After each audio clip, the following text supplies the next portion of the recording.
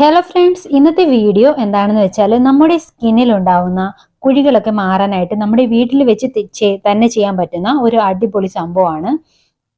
മുഖക്കുരു വന്നിട്ടുള്ള കുഴികളൊക്കെ മാറാനായിട്ട് നമ്മൾ പല ഹോം റെമഡീസ് ട്രൈ ചെയ്ത് നോക്കിയാലും ഒന്നും നടക്കത്തില്ല. അതൊന്നും വർക്കൗട്ട് ആവത്തില്ല. അപ്പൊ എൻ്റെ ഫേസിൽ വന്നിട്ടുള്ള ഈ ഒരു സ്കാർസ് ഒക്കെ മാറാനായിട്ട് ഞാൻ ചെയ്യുന്നത് എന്താണെന്നാണ് ഇന്നത്തെ വീഡിയോയിൽ ഞാൻ നിങ്ങളായിട്ട് ഷെയർ ചെയ്യാൻ പോകുന്നത്. വേറൊന്നുമല്ല, ഈ ഒരു ഡെർമാറോളർ ആണ്. നമ്മൾ വീട്ടിൽ എന്തൊക്കെ റെമഡീസ് ചെയ്ത് നോക്കിയെന്ന് പറഞ്ഞാലും അതൊന്നും കുഴികൾ മാറത്തില്ല. പക്ഷെ മുഖത്തെ പാടുകളൊക്കെ മാഞ്ഞു പോയേക്കാം, പക്ഷെ കുഴികളൊന്നും മാറത്തില്ല. അത് അങ്ങനെ തന്നെ നിൽക്കും. ഡെർമാറോളർ നമുക്ക് ആർക്ക് വേണേലും വീട്ടിൽ വെച്ച് തന്നെ യൂസ് ചെയ്യാവുന്നതേ ഉള്ളൂ.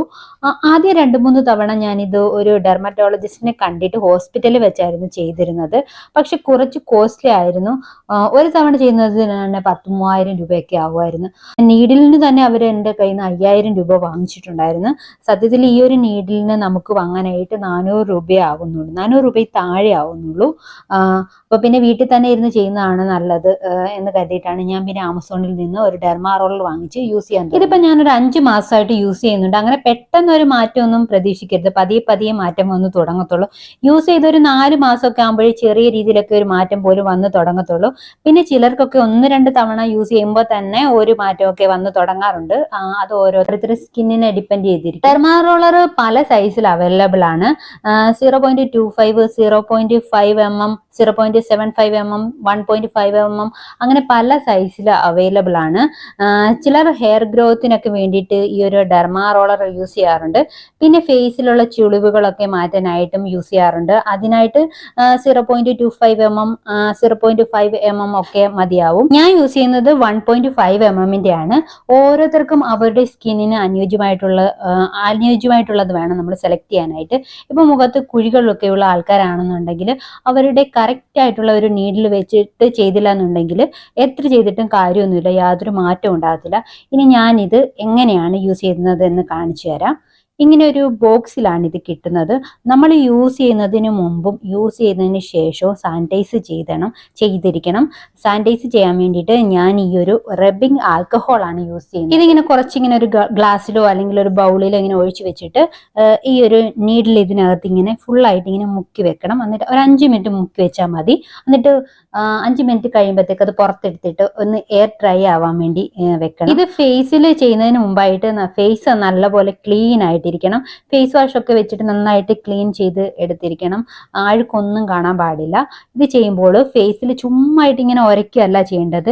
ഇതിന്റെ ഈ പാറ്റേൺ, ഇത് ചെയ്യേണ്ട ഒരു പാറ്റേൺ ഉണ്ട്, അത് ഞാനിങ്ങനെ സൈഡിൽ കാണിച്ചേക്കാം. ആ ഒരു രീതിയിൽ വേണം ഇത് ചെയ്യാനായിട്ട്. ഒരു സൈഡിലായിട്ട് തന്നെ ഒരു 10 തവണ വേണം, 10 തവണ ചെയ്യണം. അങ്ങനെ ഓരോ സൈഡിലോട്ട് നമ്മൾ 10 തവണ വീതം ചെയ്യണം. അങ്ങനെ ഈ സ്കാർസ് ഉള്ള എല്ലാ ഭാഗത്തും, നമ്മുടെ ഫേസിൽ സ്കാർസ് എവിടെയൊക്കെ ഉണ്ടോ അവിടെയൊക്കെ ഇത് ചെയ്യാം. ഇത് എങ്ങനെയാണ് നമ്മുടെ സ്കിന്നിൽ വർക്ക് ആവുന്നതെന്ന് വെച്ചാൽ, മുറിവുകളൊക്കെ ഉണ്ടാകുമ്പോൾ അവിടെ കൊളാജൻ പ്രൊഡക്ഷൻ നടന്നിട്ട് 2-3 ദിവസം ആകുമ്പോഴത്തേക്ക് അത് ഉണങ്ങി പോകാറുണ്ടല്ലോ. 2-3 ദിവസം ആകുമ്പോഴത്തേക്ക് അത് ഉണങ്ങിപ്പോവും അല്ലെ. അപ്പം അതുപോലെ തന്നെയാണ് നമ്മൾ ഈ ഒരു ഡെർമാറോളർ യൂസ് ചെയ്യുമ്പോൾ സംഭവിക്കുന്നത്. ഡെർമാറോളർ വെച്ച് ഇങ്ങനെ ചെയ്യുമ്പോഴത്തേക്ക് നമ്മുടെ സ്കിന്നിൽ ചെറിയ ചെറിയ പഞ്ചർ ഉണ്ടാവുകയും ഓട്ടോമാറ്റിക് ആയിട്ട് അത് ഹീൽ ആവുകയും ചെയ്യുന്നുണ്ട്. നമ്മൾ ഇതിങ്ങനെ ഡെയിലി ഇതിങ്ങനെ ചെയ്യേണ്ട ആവശ്യമൊന്നുമില്ല. സ്കിൻ ഡാമേജ് ആയി പോവും. 3 വീക്സ് കൂടുമ്പോഴൊക്കെ ചെയ്താൽ മതി. ഞാനിത് മാസത്തിൽ ഒരു തവണ മാത്രമേ ചെയ്യാറുള്ളൂ. കുറച്ച് വേദനയൊക്കെ ഉണ്ടാകും കേട്ടോ, കുറച്ച് അമർത്തി തന്നെ ചെയ്യണം. നല്ല സെൻസിറ്റീവ് ആയിട്ടുള്ള സ്കിന്നാണ്, ചിലപ്പോൾ ചെറിയ രീതിയിലൊക്കെ ബ്ലീഡിങ് ഒക്കെ ആയേക്കാം. നമ്മളിങ്ങനെ ചെയ്ത് കഴിയുമ്പോഴത്തേക്ക്, ഇങ്ങനെ ചെയ്യുന്ന ഭാഗമാണെങ്കിൽ നല്ല റെഡ് കളറായിട്ട് വരും. കുറച്ച് കഴിയുമ്പോൾ അത് മാറിക്കോളും, കുഴപ്പമൊന്നുമില്ല. ചെയ്ത് കഴിഞ്ഞിട്ട് കുറച്ച് വിറ്റാമിൻ സി സിറമോ അല്ലെങ്കിൽ ഹൈലറോണിക് ആസിഡോ അപ്ലൈ ചെയ്ത് കൊടുക്കണം. കുറച്ചെടുത്താൽ മതി കേട്ടോ. ഞാനിപ്പോൾ ഒരു 1 ഡ്രോപ്പേ എടുത്തിട്ട് അപ്ലൈ ചെയ്യുന്നുള്ളൂ.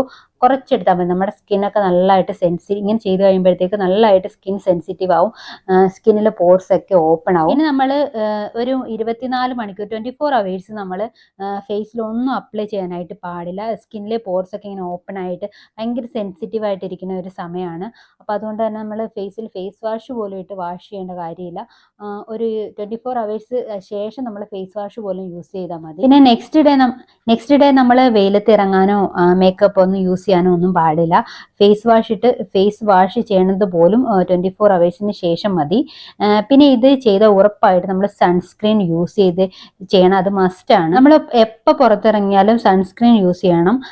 പിന്നെ അല്ലാന്നുണ്ടെങ്കിൽ നമ്മുടെ സ്കിന്ന് പിന്നെ കൂടുതലായിട്ട് ഡാമേജ് ആകാം. നമ്മൾ സൺസ്ക്രീൻ ഒന്നും യൂസ് ചെയ്തില്ല എന്നുണ്ടെങ്കിൽ സ്കിൻ കൂടുതലായിട്ട് ഡാമേജ് ആകാനുള്ള ചാൻസ്, പിഗ്മെന്റേഷനും അതുപോലെ തന്നെ ടാൻ ഒക്കെ വരാനായിട്ടുള്ള ചാൻസ് കൂടുതലാണ്. അപ്പം സൺസ്ക്രീൻ യൂസ് ചെയ്ത് മാത്രമേ പുറത്തിറങ്ങാൻ പാടുള്ളൂ. ഇന്നത്തെ വീഡിയോ എല്ലാവർക്കും ഇഷ്ടമായിട്ടുണ്ടെങ്കിൽ ഒന്ന് ലൈക്ക് ചെയ്യണം, ഷെയർ ചെയ്യണം, കമന്റ് ചെയ്യണം, സബ്സ്ക്രൈബ് ചെയ്യണം. Okay, by.